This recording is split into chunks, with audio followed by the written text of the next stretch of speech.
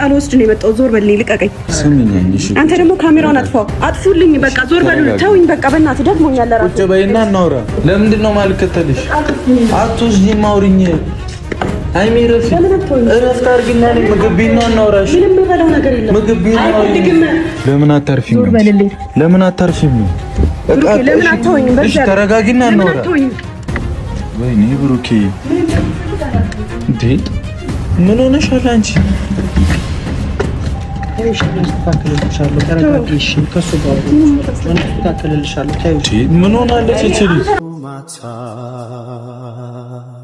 ጨረቃ በጣም የሚያሳዝን እንግዲህ ብሩኬ ለሃይሚ ሰርፕራይዝ አደርጋለሁ ሲል ሃይሚዬ ግን ሰርፕራይዙን ብትንትን አድርጋው ነው የወጣችው። በነገራችን ላይ ያልተጋባ ሰው አብሮ መኖር ይችላል እንዴ? ለካ አብረው ነበር የሚኖሩት ማለት ነው። እንግዲህ ልብሶቿን ከደላባ ውስጥ አውጥታ ልብሷን ረታትዋ በሻንጣዋ ይዛ ሄደች ሃይሚዬ ማለት ነው። እንግዲህ ፍፄም አዝኗል በጣም ማለት ነው። እንግዲህ ብሩኬም ፊኛውን የተለያዩ ነገሮችን እንግዲህ አበባዎቹን ውርድርድ በማድረግ ካሁን በኋላ ምን ያደርግልኛል ቤቱ ያላንቺ እኔም ቤቴን ለቅቄ እሄዳለሁ ሲል ብሩኬ ቢያስታውቅም ግን ሃይሚዬ አሁን ነው እንዴ የታወቀ አሁን ነው እንዴ የተሰማህ በማለት በጣም ያሳዝናል። እንግዲህ ሃይሚዬና ብሩኬ መካከል የገባው ሸይጣን ልክ እንደ ሩታና ልክ እንደ አብርሽ ነው። ምክንያቱም ሰው በመካከላቸው ገባ እስካሁን እርቅ ሊመጣ አልቻለም። ትናንትና ጋሽዬም ለማስታረቅ ቢሞክሩም ምንም በቃ አንታረቅም የሚል ነው ሃይሚዬ አፍራሽ ቃል ነው የምትናገረው። ብሩኬ ግን ቢለምናትም በፍጹም አላረገውም። አንተ የልቤ ልብህን ካደረክ በኋላ እኔ ይቅርታ ብትለኝ ምን ዋጋ አለው? ልቤ ከደማ በኋላ ምንም የሚመለስ ታሪክ የለም።